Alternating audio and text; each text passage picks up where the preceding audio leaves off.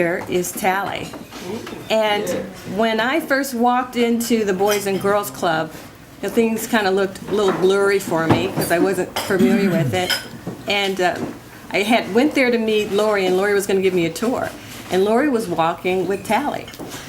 And so I had an opportunity. Lori actually had, I guess, answer a phone call or something, had an opportunity to talk with Tallie, and Tallie said to me, "Oh, we love table topics, so make sure you do table topics." So Lori, or actually Tallie, has been our table topics master for the past 9 weeks and participated very regularly in that. So please join me in welcoming Tallie.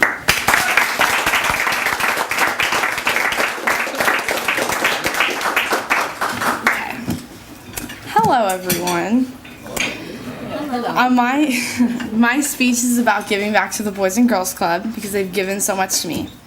My name is Tallie McIntyre, and this is my 4th year in the Toastmasters program. John D. Rockefeller Jr. once said, "Think of giving not as a duty, but as a privilege." To some people, the Boys and Girls Club is just a place to have fun, but to me, it is a surrogate family. I have been a member for the club for 12 years, and just like Chuck said, I went to the old Boys and Girls Club in San Juan, and then I transferred over to this club when it got taken down and stuff. Now we witnessed the opening of our new teen center in March of 2009. And if you guys haven't seen it, you should go check it out because it's like the most beautiful place I've ever seen. It's amazing. And when I was growing up, the club was a safe haven for me. They took me on a lot of extracurricular activities such as sports and field trips. As some of you may know, I grew up without a father figure, and when I was at the club, I would be looking for that and found in some of the male staff at the club that later helped guide me on the right path. The topic of today's speeches is giving back. For what the club has done for me, I feel the least that I can do is to give back to them. I started volunteering for the club when I was in Torch Club, and my first community service project was helping needy families during Thanksgiving. We sat in front of Vaughn's and passed out lists of canned food items that they needed. At the end of the day, we exceeded our goal and fed 26 families. I then joined Keystone, and it is currently my 4th and last year. It's sad. And one of my most interesting community service projects in Keystone was helping out the elderly. Let's face it, I was not the best bingo caller out there, and when I didn't call the specific number that they asked for, they definitely were very vocal about it, and they didn't like the fact. And as Lori knows. But at the end of the day, I really did enjoy it. I felt like really sense of accomplishment. We did it during the summer, and I always felt really good after it. And then one of the most touching community service projects I've participated in is the annual Relay for Life for San Juan Capistrano. I think everyone really knows what that is. The reason why this is one of the most touching is because everyone either knows someone who has been affected by cancer or passed away due to cancer. I feel such a sense of accomplishment within myself and with my peers. It feels like a natural high at the end of the day.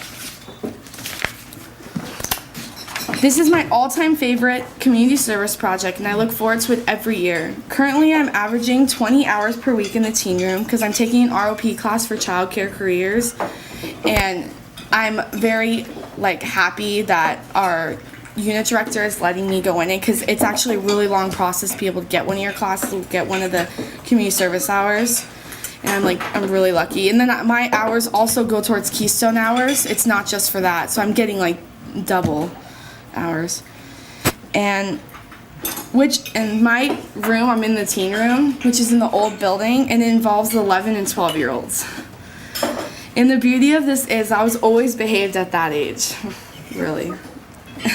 I feel there's a sense of camaraderie in the room, and I want to mentor them just like I was mentored. I want to complete the cycle, as Lori calls it, because she says she was mentored when she was younger, so she wants to finish it with us, which I want to do too. And I'm able to bring back my experiences to help lead them towards the direction that I was guided by former staff. If it wasn't for the club, I really don't know where I'd be. I'm doing good in school. I'm graduating this year, and I'm a year behind. I was a year behind, so I'm finishing technically 2 years in one. So I've been doing like a lot of schoolwork, and like the club's been really helpful with that. Like Lori pushes me. She like always asks me like, "Are you doing your homework? Do your homework, Tallie. Like you can't be at the club for so long." And giving back to the club is a very awesome experience, and I feel they have given me so much that it's now my turn to give back.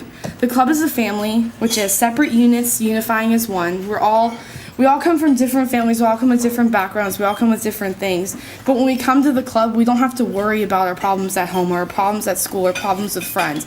Because the club, like, protects us. Like, when we go in there, the staff is always, like, asking us how we're doing, and, like, it's just, like the most amazing thing in the world.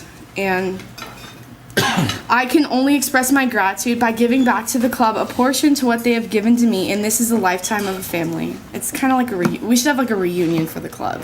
Like every 10 years come back and visit each other. Thank you, and it's reciprocity giving back to the club. I think that's what it means.